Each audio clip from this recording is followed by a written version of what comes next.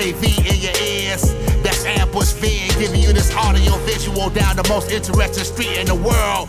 With my boy Steve, Fascination Street. You already know. Let's get it. When you whip in the Fascination Street, what do you... Hey Streetwalkers, this is a throwback episode with fine artist and activist Rachel Dolezal. Rachel has appeared twice on the show, and her first appearance was January 6, 2020. It was such a compelling and fun episode that I decided that it needed to be revisited. So enjoy this throwback episode, tell a friend, and thanks for listening.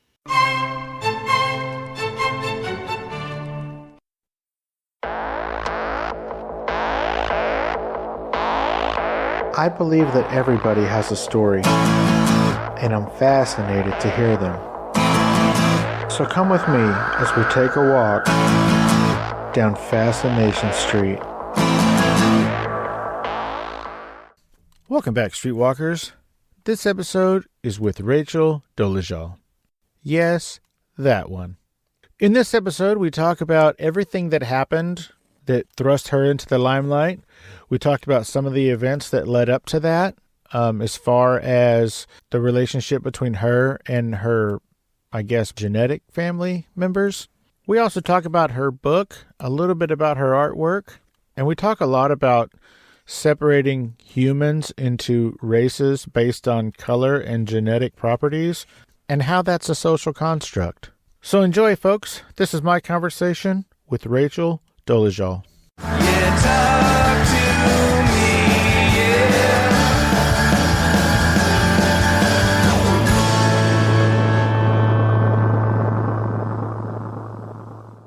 Welcome to Fascination Street Podcast, Rachel Dolezal. How you doing today, Rachel? I'm doing well, and you? I am wonderful. Thank you so much for agreeing to do this. I'm sure that that decision isn't easy to make this many interviews into your life, but thank you for doing that. Yeah, well, thanks for the invitation, and I'm, looking forward to, hopefully, cautiously looking forward to a good experience. That is an understandable statement. Now, I was listening to a couple of previous podcast interviews that you did. Mm-hmm. Some from a few years ago, some from, a few months ago.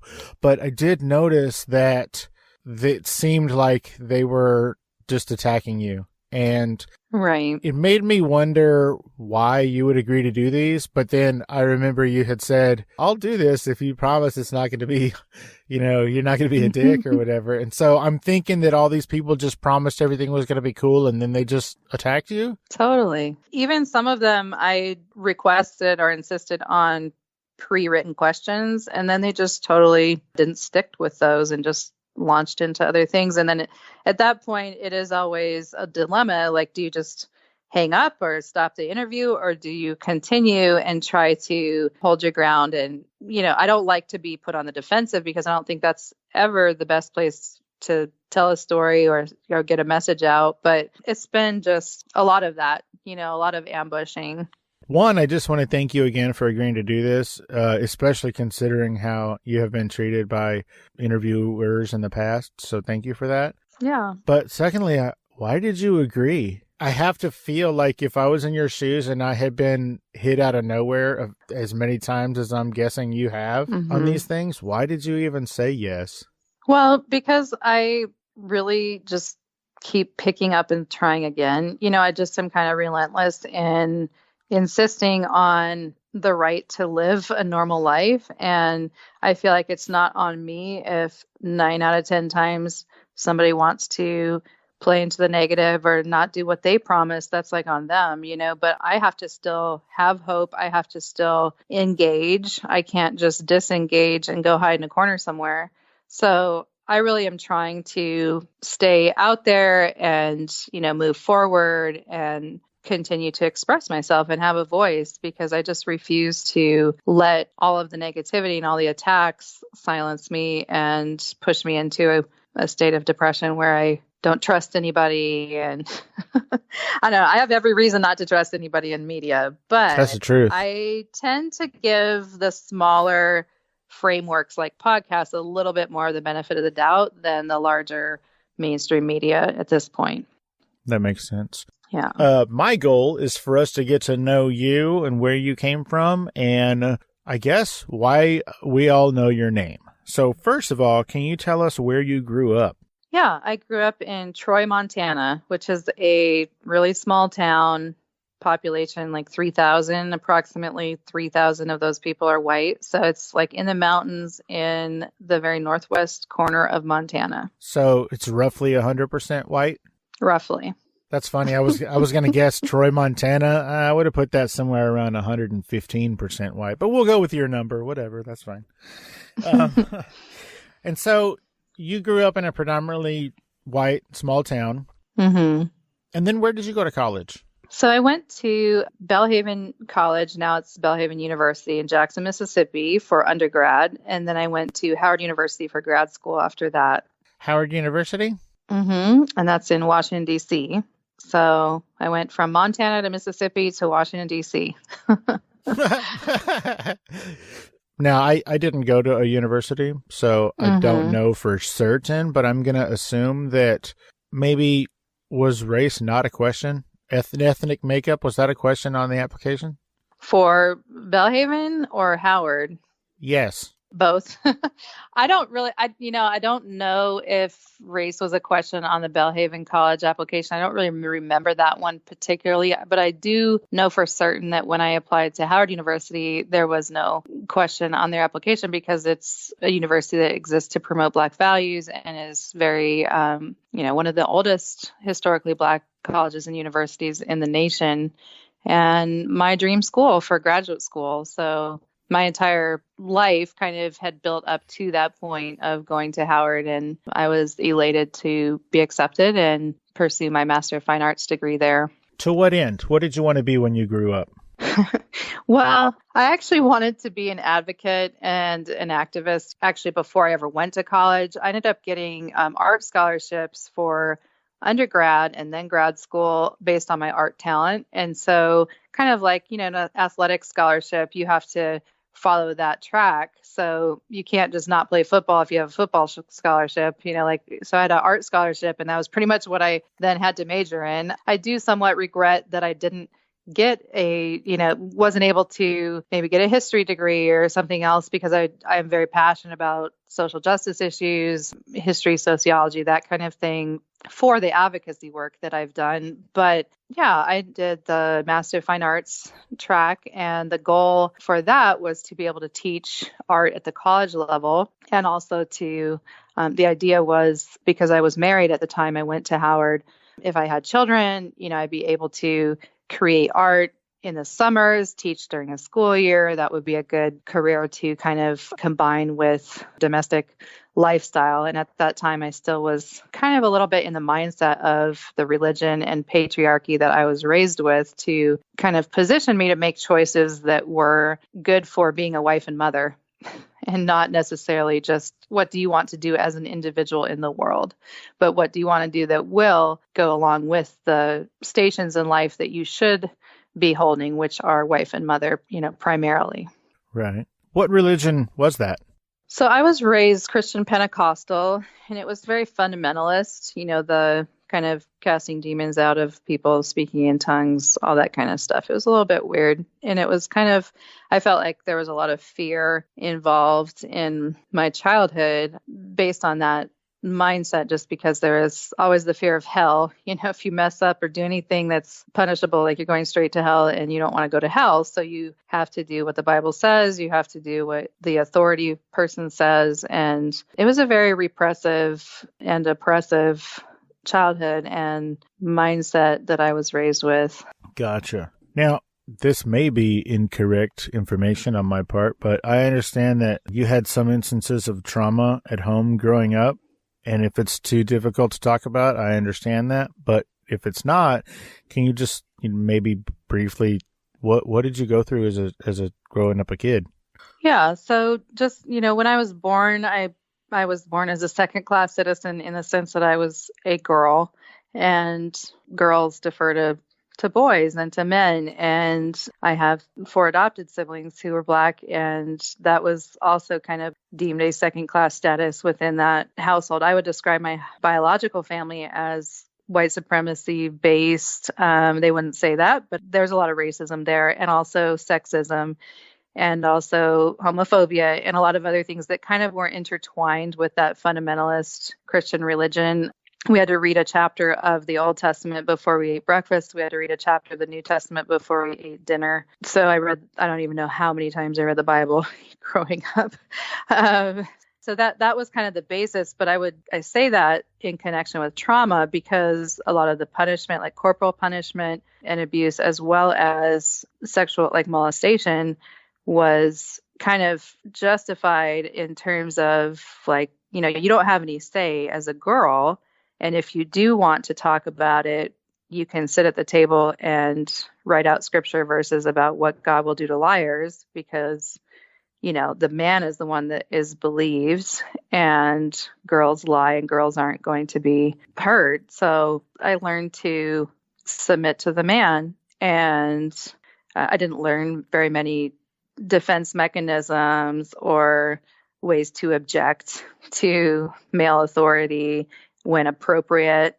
So it took a long time. It was definitely after my divorce, because my marriage was kind of along a similar lines of that religious and patriarchal mindset. So after the divorce, I was able to kind of come into my own spirit, my own self, as far as what I independently as a human being connect with, and what feeds my soul.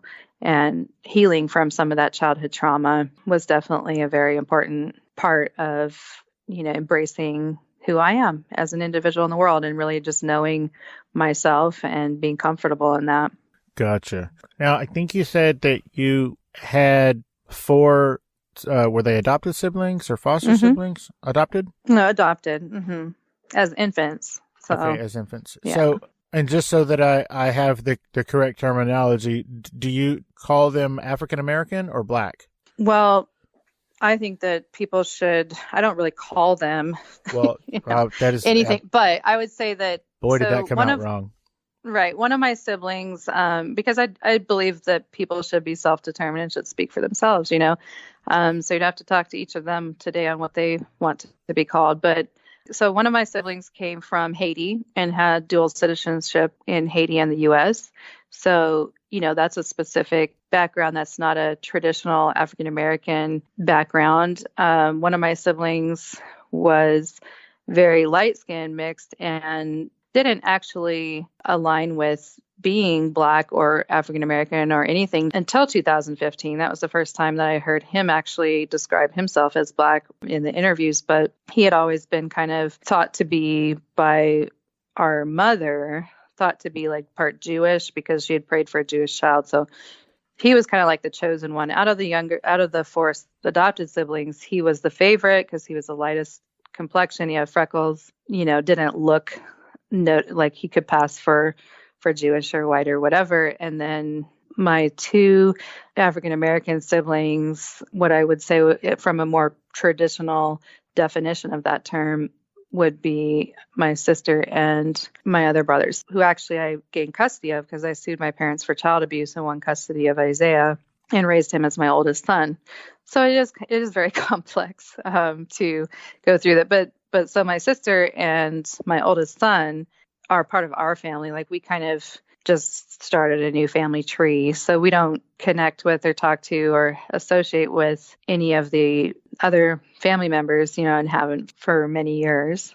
Gotcha. And that's been kind of part of our healing process, again, from the trauma. My sister and I were both, even though my older brother was my biological brother, he molested, both me and my adopted sister. So, we have that connection on healing from that perspective. And there are just, a lot of other issues that the 3 of us, so it's kind of 3 and 3 as far as the siblings. They split, 3 that stayed with the parents and 3 that diverged. And like the brother that was born in Haiti, he actually is very into like flying Confederate flags and, what? Chewing tobacco and doing like very, so that's why I say, like, I'm not going to put a label, like, I don't know how he would describe himself, but that's his lifestyle. And he's still kind of in the parents' network. The other sibling who was mixed is very pro-Trump and very like, just, I don't know. I don't want to go into anything that would,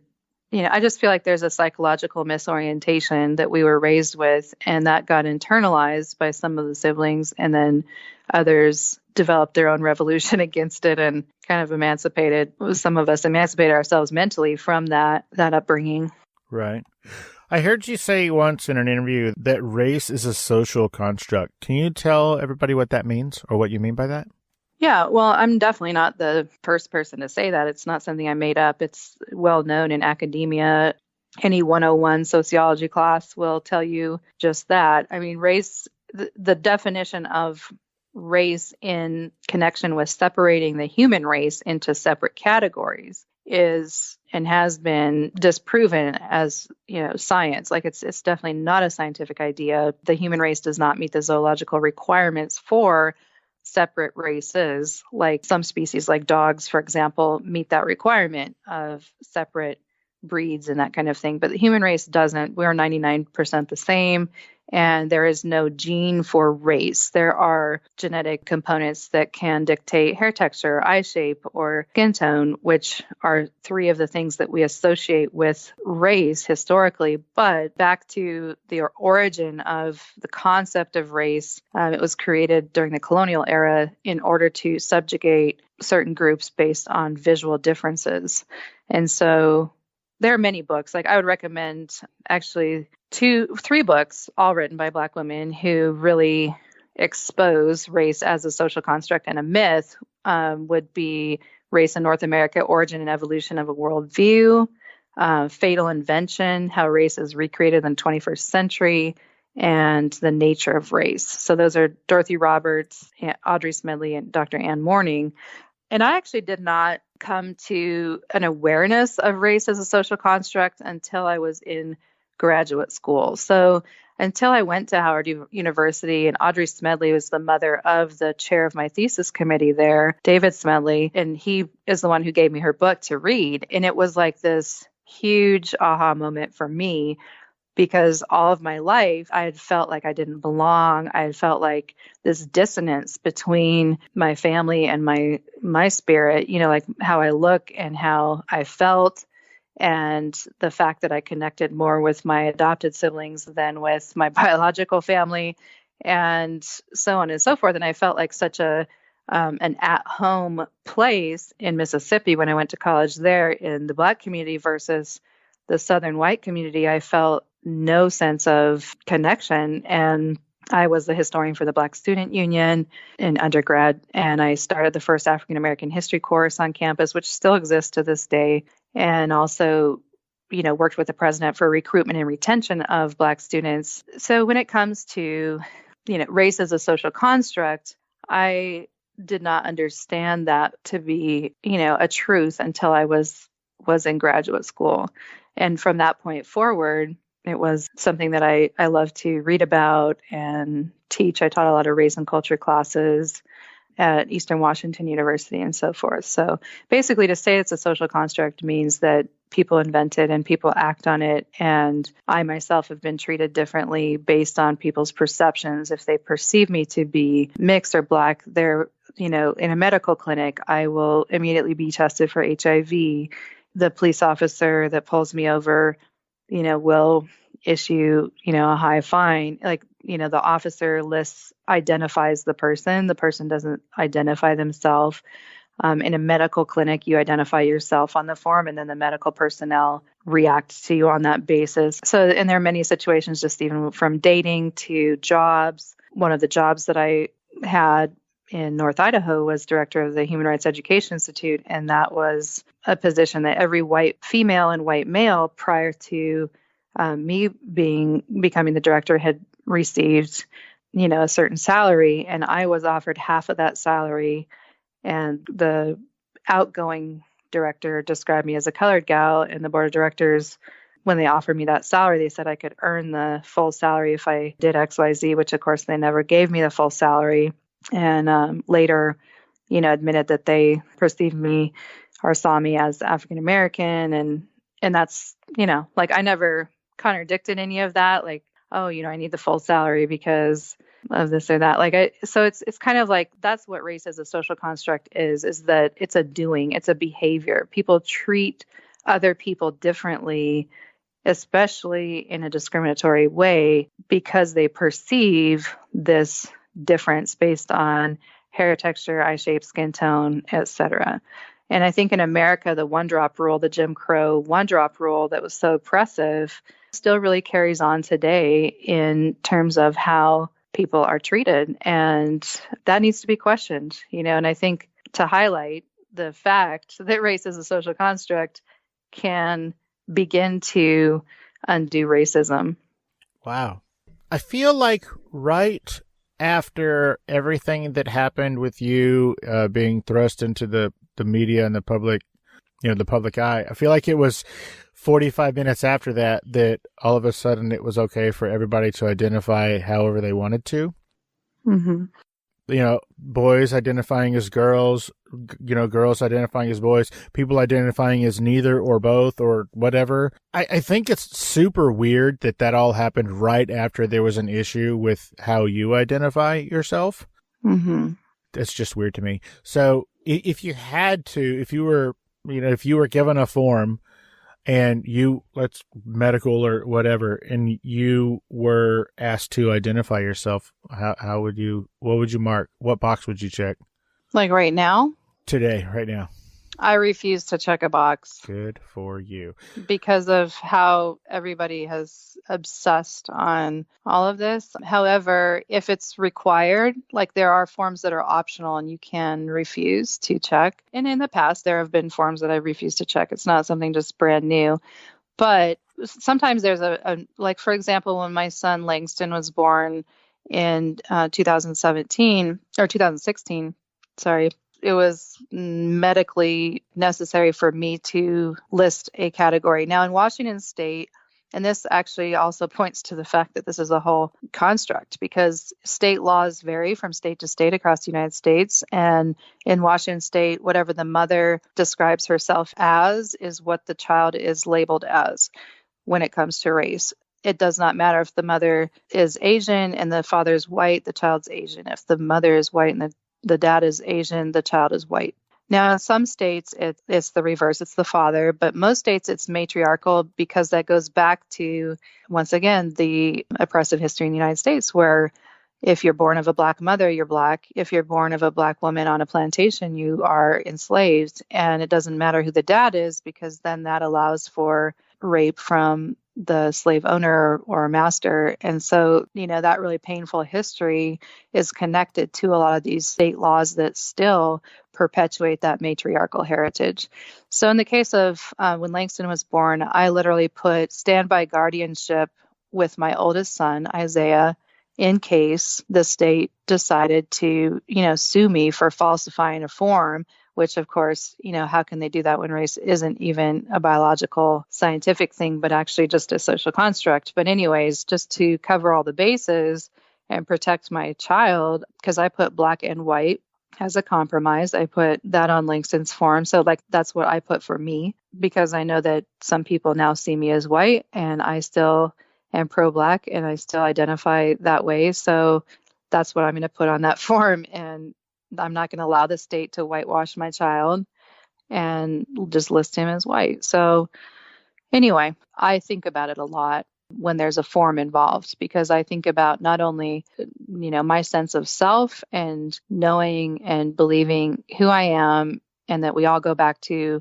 we're all members of, to be technical, the Black human race, because we all come from Africa, we all come from a Black woman, and the genetic pool circles back that direction. So technically, that's the one thing that everybody could claim is Blackness, because that is our roots. But that's been erased in order to dehumanize, in order to oppress, and in order to kind of like segregate groups of people based on looks. And I think now in the United States, we're heading toward a time when by 2050, more than half of the population will be more than one group, and so what are we doing to prepare for inclusion and acceptance of people who are in between in whatever way, whether it's bi, tri, quad, racial, or people who don't want to check that box or don't want to check any box. So I just think it's a personal decision when encountering a form. Is it optional? Is it required? And then depending on the form, like a lot of forms offer different options. So, you know, like some forms ask different questions and give you different options to check. So you could stack up all those forms and say that this person wasn't consistent with how they identified, but really it's the forms that are typically inconsistent with what the types of questions and options being offered. Well, that was a long answer, but it was a very informative, and it explained a lot instead of just a yes or no. So thank you for that. Yeah, for sure. Hey, Streetwalkers, here's a word from our sponsors. Guess what, Streetwalkers? The gear is here. A bunch of you have been asking for quite some time, and now finally it's here. Head over to FascinationStreetPod.com and check out the gear tab. There, you'll find all kinds of FSP items to tickle your fancy.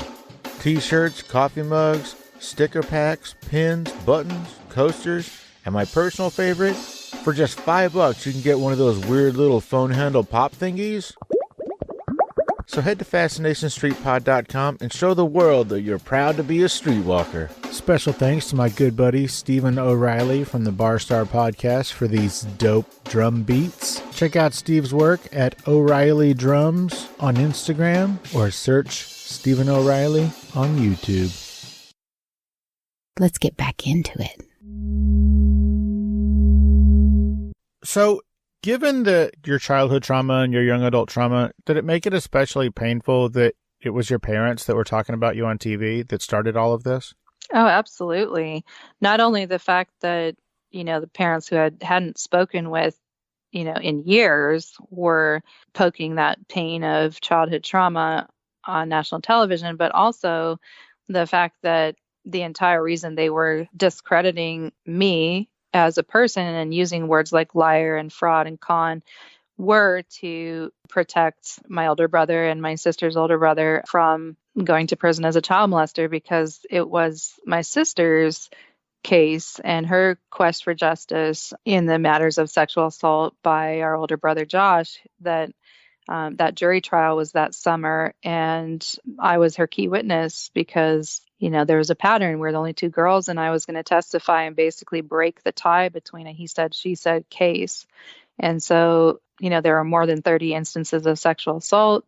And if that trial had happened, there would have very likely been a conviction. So what they did right before I was scheduled to testify in Colorado, this was not a local case. This was outside of my state and outside of the state that the parents live in, and even outside of the state where Josh, the older brother, lives in. So it was in Colorado. So they really had to go to national news media to discredit me. And that's why the label of liar was so important for them. And unfortunately, to discredit me for a jury, basically. So the case was dropped and my sister never got her day in court. So they were successful because they went on they went on CNN, ABC, NBC, Fox, within like 24 hours. And that was their goal, and they succeeded. And my sister never had her day in court. I did the Netflix documentary. I wrote my memoir in hopes of rebuilding my reputation, to share my whole story and really hope that people would understand a lot of the complexities and nuances behind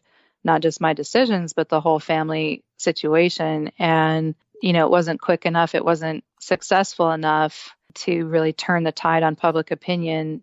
So my sister's case is now, the statute of limitations has expired, so she's not able to get justice, which is really heartbreaking. Wow. So all of this stemmed from a court case? When it comes to the parents' intentions, yes.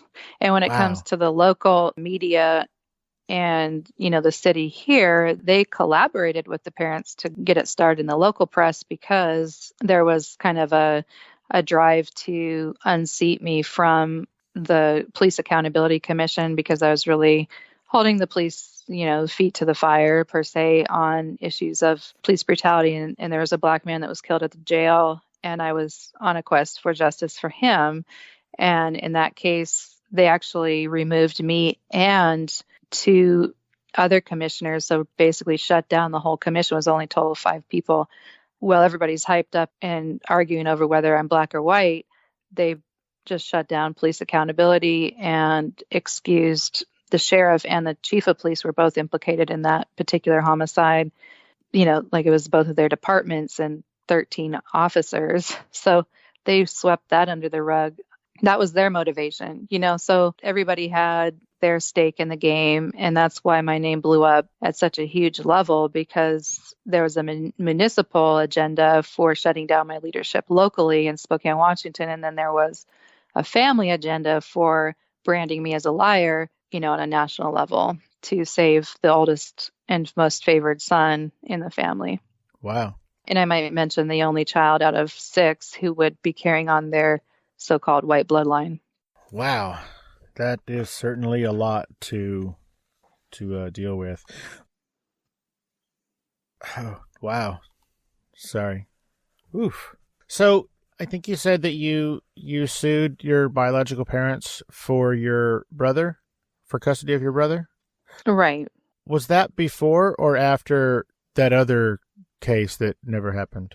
Oh, no, this is a long time ago. So he was actually 21 when this all happened in 2015. So no, I had raised him and he was actually in college, well, home for the summer from college. But that was, many years before all of this happened. Gotcha. And it was heartbreaking too, because I just wanted him to have as normal of a childhood as possible. And he didn't want anybody to know about having been adopted by this family, but, by Larry Ruth Ann and the whole backstory and all that trauma and pain. So through school, like at high school and stuff, like nobody saw me as like an adoptive mother. It was just, I was his mom.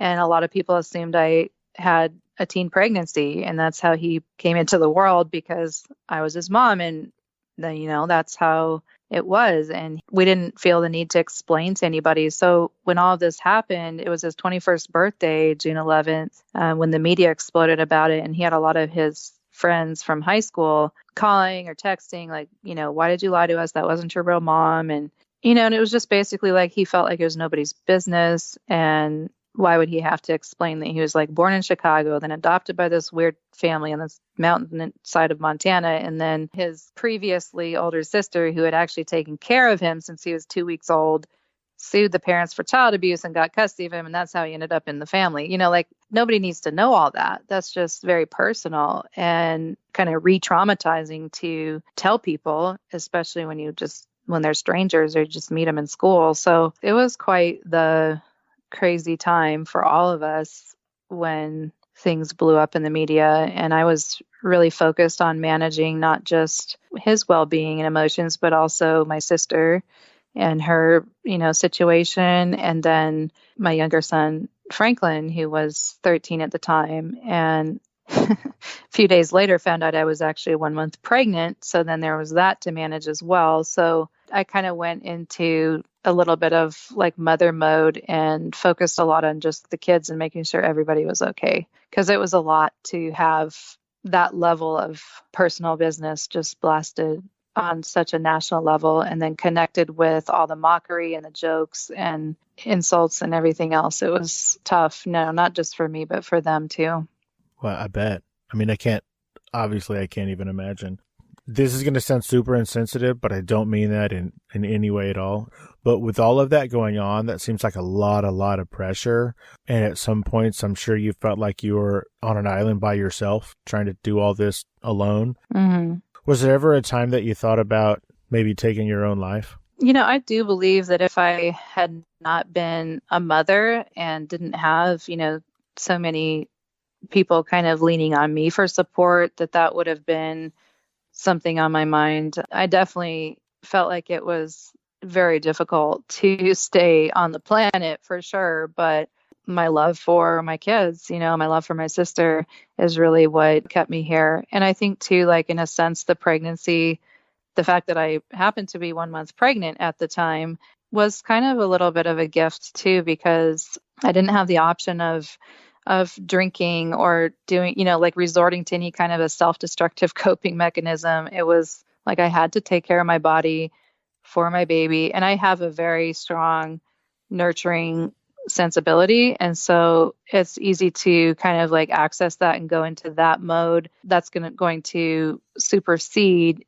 any sort of care about, my own feelings. But definitely I entered a pretty major state of depression for sure. Well, I'm glad that you made it through that, and hopefully things are better on that front. So, here's crossing my fingers. Thanks. So what is social justice, and when did it become important to you? So I think social justice is basically it's a specific type of justice, I guess, but it covers a lot of different causes. It really became important to me. I feel like, well, justice as an issue was always important as a child, but especially once I became kind of a big sister / mother to my younger siblings. They were adopted into, of course, this whitescape of Montana. So that then brought the issues of racial and social justice like even more to the forefront, and the sense of history connecting with contemporary issues of rejection and discrimination and prejudice. And I think fighting for social justice just means to fight for equality and inclusion. And, those have been values that not only connect with people that I love, but also my own quest for healing and my own sense of being, rejected and treated unfairly from childhood on in many instances. So yeah, I think that fighting for social justice really does connect with that sense of pain from my childhood, but also is just, a sense of a quest for equality and for freedom and for inclusion, not on a limited or conditional scale, but like full scale inclusion. Well said. So before the massive blow up, I guess, you were the president of your local chapter of the NAACP. Is that right? Right. How did you get involved with the NAACP? I mean, I would imagine you don't just walk in as president. I'm assuming that you worked your way up to president. Well, I wasn't necessarily on a mission to become president. I had been involved in the, social justice community, the human rights community. As I said, I was director of the Human Rights Education Institute in North Idaho, which actually is just 30 miles from Spokane. So it's right basically in the same community. Oh, okay. As we live in here. So my work there became known regionally when I was the director there, because I actually was appointed director in the same month and year as Obama was elected president in 2008. And so my leadership, because it was, nobody actually asked me, are you Black? Like people assumed, and a lot of the media as well as the board of directors and everything, I didn't say, well, this is my family and this is my whole story. I did not talk to people about all my personal backstory, but there was a lot of labeling that just took place because it was in this very conservative and white community, and my leadership was very pro-Black. And so that was a very true and accurate sense of seeing me as that was my intention for making this place a better place to raise my kids after I kind of was stuck here from a divorce, in a custody case that was going to keep me in the area for 15 years. So I really had to think about, how do I want this place to be for my Black sons to grow up in?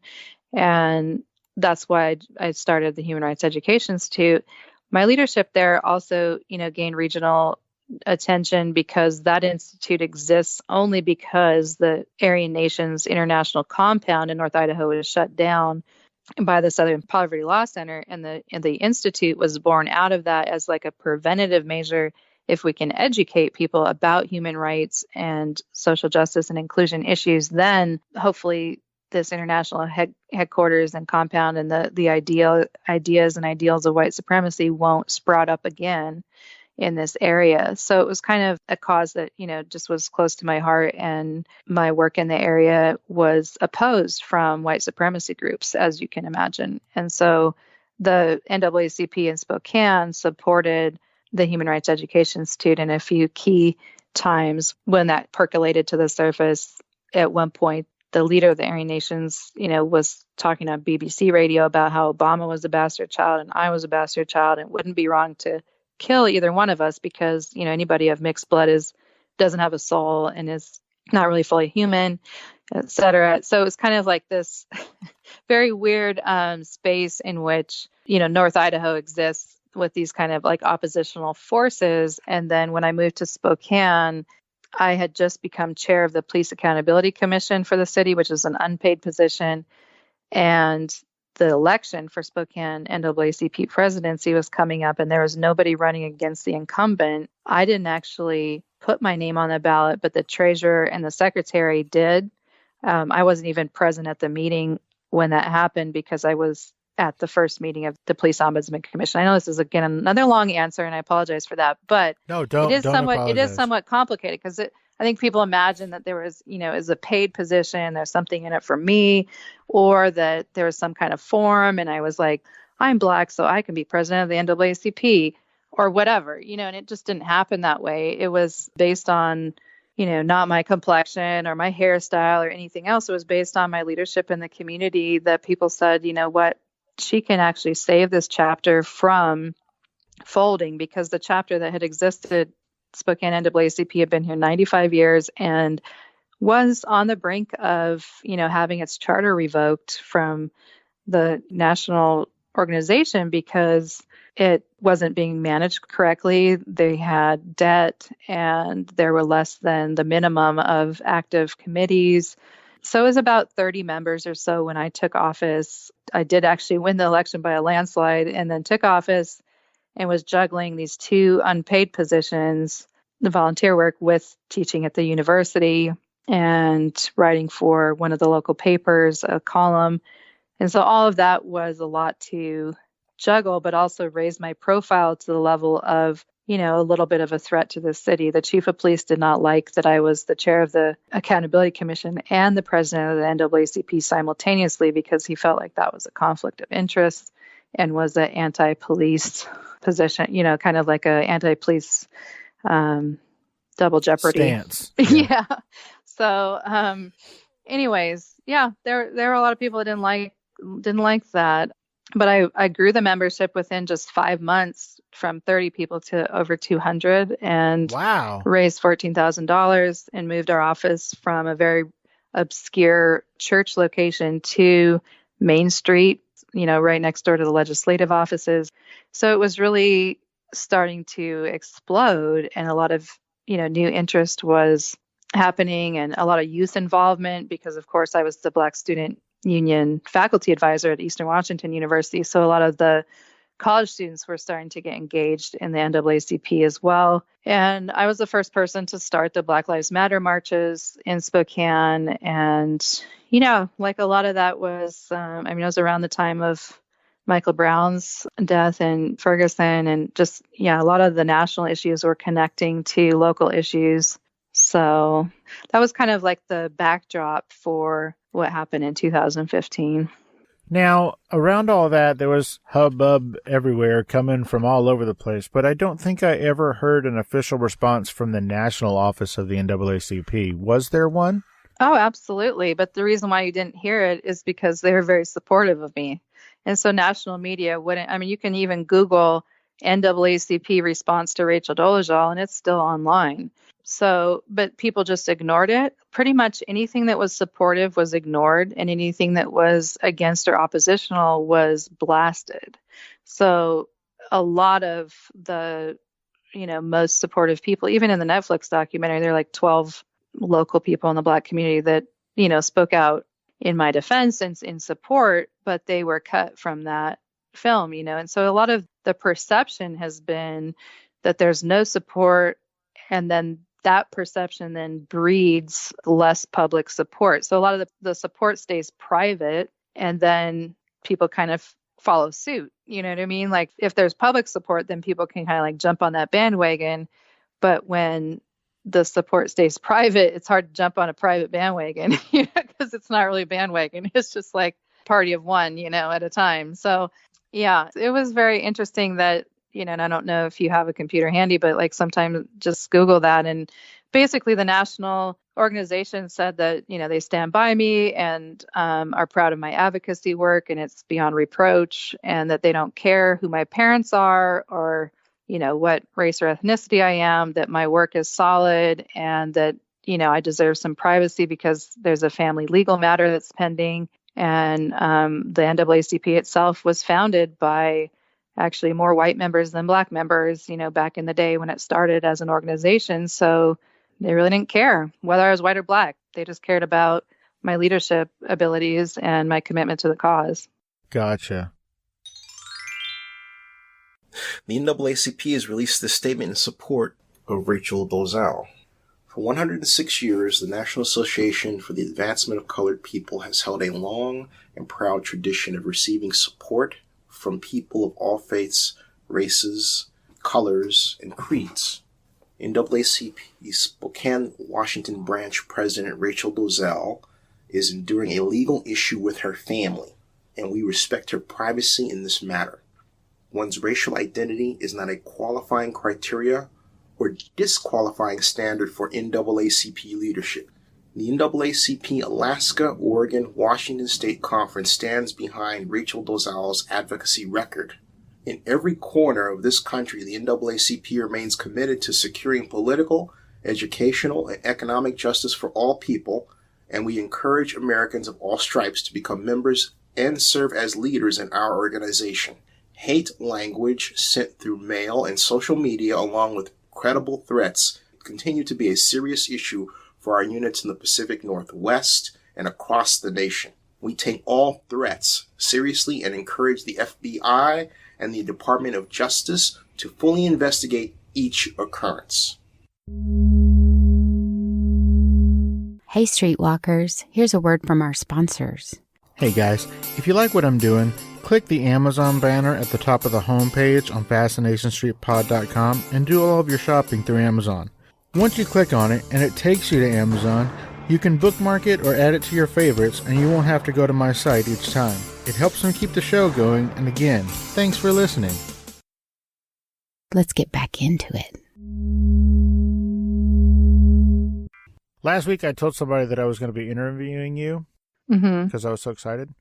And that person couldn't understand why I wanted to interview you, which confused me. They said that basically you wore blackface for a bunch of years. Now, I'm sure that you've heard different versions of that from different segments of the population all over the place. But if that person was in front of you, what would you say to them? Well, I would say that person probably doesn't understand, number one, what I have actually done or not done, and also doesn't understand the history of blackface. Because once again, the parents use that word, that was promoted in the media as a way to discredit me and to connect me to a very painful history in America. The history of mockery and playing minstrel roles, darkening face with, I think it was initially shoe polish in the early 1900s. And it was very degrading, and it's a very painful and oppressive history, the history of blackface. And I think that needs to be clear. I don't support blackface, and I don't consider my lifestyle to be blackface. That's just like a very absurd accusation, but that's one that has gained traction in the media. Like once somebody said that, then other people repeat it. And so that's just something that's like a loop. It's a clickbait thing to say, and it's just on repeat. So, what can I say about it? I just continue to live my life. And if people, want to accuse me of that, I guess, their opinions don't define who I am. Nice. I love it. Now, in the course of this interview, you have said here, and you have said this place, and you have said here and this place. Am I under the impression that you still live in the same area that didn't treat you so favorably? Do you still live in that same area? Yes, unfortunately, I do. But once again, it is out of love for my children. I have to stay here, as I mentioned previously, for that 15 years. My son Franklin was 3 when I divorced his dad, and his dad still lives in Hayden, Idaho, and has not been willing to allow us to move. And without his permission, I would have to leave Franklin behind. And I'm not willing to leave my son behind, Gotcha. No matter how much I have to scrape and scratch and claw for survival here on a income level. I still haven't been able to get a job anywhere, so I'm self-employed. But looking forward to 2020 when he graduates and I can relocate finally. And Aha. I'll take the little guy, he's 3.5 now, he'll be 4 at that point, and raise him elsewhere. Gotcha. That makes way more sense. I was super confused why you would stay there, but that explains everything. Once again, it's out of love for these kids. I will fight for my kids. I don't care what anybody has to say about it. Like, I'm not going to leave them behind. Good. Well done. Now, I did I listened to a bunch of interviews. I watched a bunch of interviews to prepare for this. Like I said, I was very excited. Mm-hmm. But I think it was the Today Show with Matt Lauer. Mm-hmm. He might have been one of the biggest assholes toward you in any of the interviews that I've heard you or seen you in. Right. I'm going to assume that was sort of a bait and switch kind of a thing. I can't imagine that you would knowingly walk into being treated like that. So let's assume that was, all sort of underhanded and dirty, which makes sense. But my question is, was there just a little tiny part of you that smirked when Matt Lauer got in trouble? Well, I don't necessarily wish bad things on anyone, but I do find some irony in it just because that was actually my very first interview. And to give you a little context, that was the most watched episode of the Today Show in the entire history of the Today Show was my interview with Matt Lauer. So they clearly, their agenda was to make money off of that. I was only going there because of 2 reasons. Number one, they said, well, your parents have said all this stuff. We just want to give you an opportunity to speak, and share your story and your side, which is, of course, not what they did. But the other thing, because I knew that they may not be honest, while they accuse me of lying, they may not be honest themselves. And in order to get a fair interview, one of my favorite people working for NBC was Melissa Harris Perry. And I just, I loved her show. And so I said, if I do today, you have to give me an interview with her. That's the only way I'll agree to NBC, because every channel was camped around my house for days. CNN, Fox, ABC, NBC. And they were knocking on the door. They were yelling through the door. They were shoving things through the mail slot. Like every network wanted to be the first one to hear my voice respond to the parents. So I went with NBC because of Melissa Harris Perry. And her interview is one of the more fair ones of that. I did 3 interviews at the same time, back to back. I did Matt Lauer, and then I went straight across the studio and did Savannah Guthrie. And then I went straight into another room and did Melissa Harris Perry all in one morning. And it was exhausting. But that was my first statement. Basically, those 3 interviews were the first response. But when Matt was, I was like, oh, I bet that morning that he's condescending and being rude to me, he probably was banging the intern in his office or something. Like, who knows, But he made $25 million a year. I made nothing on that interview. And I think that a lot of what happened in terms of the media taking advantage of using me for sensationalism and dragging my name and everything also has to do with the fact that I couldn't fight back financially. I didn't have a PR team. I was a single mom working just paycheck to paycheck. And I think that was a big area of vulnerability. They knew that I couldn't sue them or really stand up for myself from a financial position. Well, it made me laugh hysterically. Because I was like, haha, Matt, karma's a bitch. Right. So what is the name of your book and what is it about? So my book is titled In Full Color, Finding My Place in a Black and White World. And it is my memoir up through 2016. It was published in 2017. So it's kind of an early memoir because I was, in my late 30s. But it's definitely like my whole story, my true story. Nothing is spun or edited in a way that gives somebody else's take.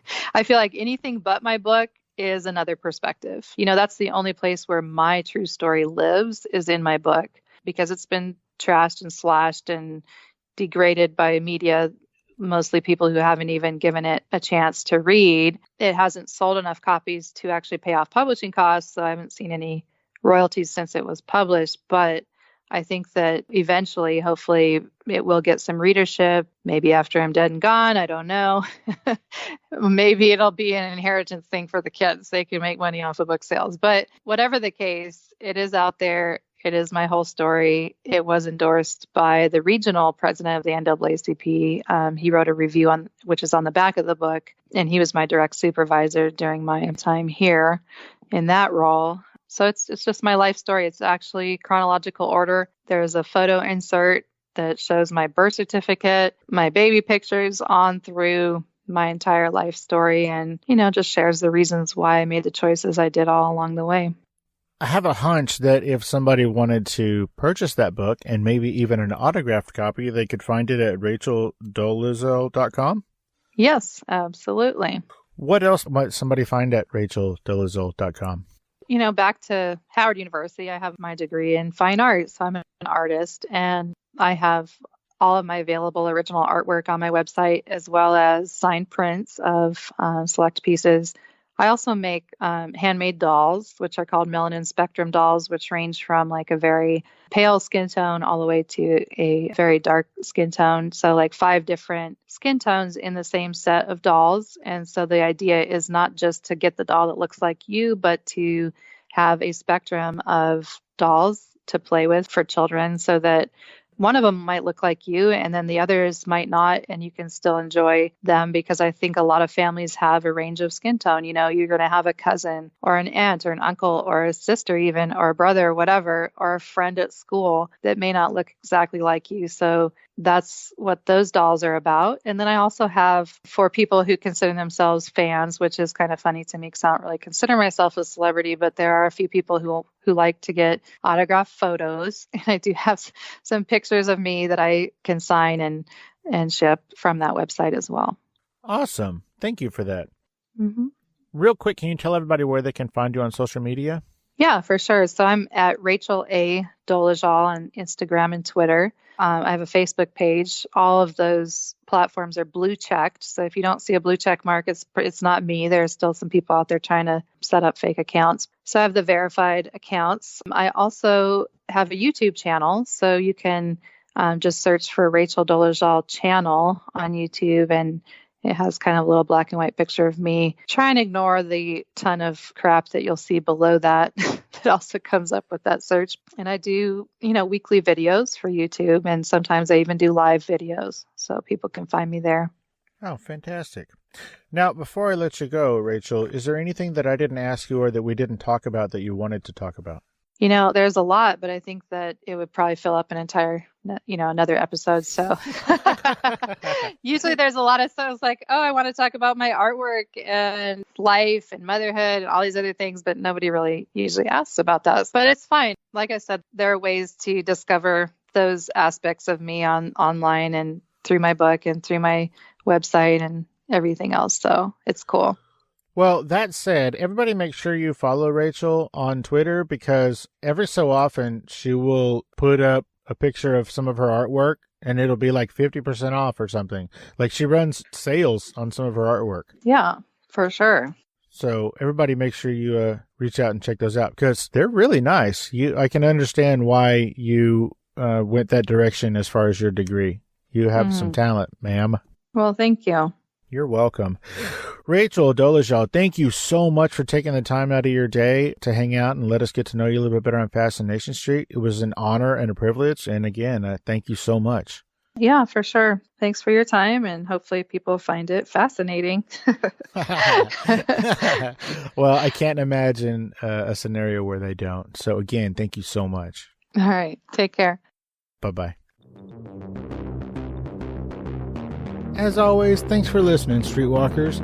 And don't forget, follow the show on Twitter at FascinationSTPD, on Instagram at Fascination Street Pod.